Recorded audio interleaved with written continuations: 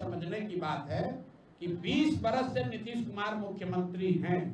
उन्होंने 400 के पेंशन को कभी बढ़ाकर 410 रुपया नहीं किया, लेकिन 3 बरस ये जन स्वराज का प्रयास है। प्रशांत किशोर की ताकत नहीं है, लोगों की ताकत है।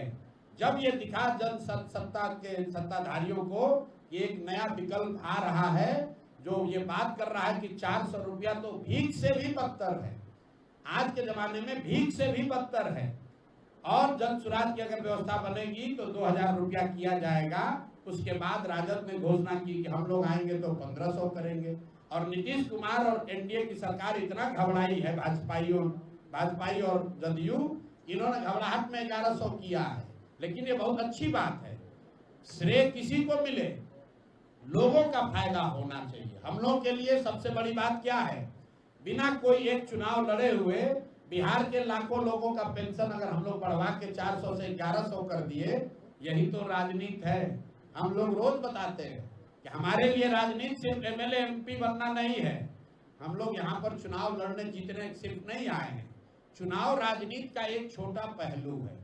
राजनीति समाज की आवाज बनना भी है। राजनीति जो समाज में दबा कुचला है उसके हाथ पकड़ना भी है। राजनीति उन व्यक्तियों की मदद करना भी है जिनको समाज ने पीछे छोड़ दिया है। तो प्रशांत किशोर को एमएलए नहीं बनने की जरूरत है। और यही बात तो हम लोग गांव-गांव बता रहे हैं कि बिहार का सुधार जन स्वराज के आने से नहीं होगा। बिहार का सुधार उस दिन होगा जिस दिन बिहार के लोगों की राजनीतिक बंधुआ मजदूरी खत्म होगी। जहां लालू के डर से मोदी, अब मोदी के डर से लालू को आपको वोट देना पड़ता है। जिस दिन वो बंधुआ मजदूरी खत्म हुई कि बिहार में सुधार होगा ही होगा। हमने मन से कहा, आपको भी कह देते हैं, जन स्वराज आ जाएगा तो कोई गारंटी नहीं है कि जन स्वराज का सब आदमी अच्छा ही होगा।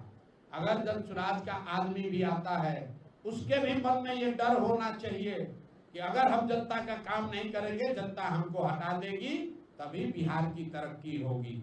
हमने आगे बढ़कर कहा कि अगर जन स्वराज से भी किसी गलत व्यक्ति को टिकट मिल जाए, उसको भी आप लोग वोट मत दीजिए। हर हालत में बिहार में अच्छे आदमी जीतने चाहिए, अच्छे नेता जीतना चाहिए। जन स्वराज जीते या न जीते, जिस दल से भी अच्छा आदमी खड़ा है उसकी आप लोग मदद कीजिए, उसको जिताइए। जन स्वराज से अगर अच्छा कैंडिडेट नहीं है तो उसको भी हराइए। ये ताकत सिर्फ जन स्वराज की है।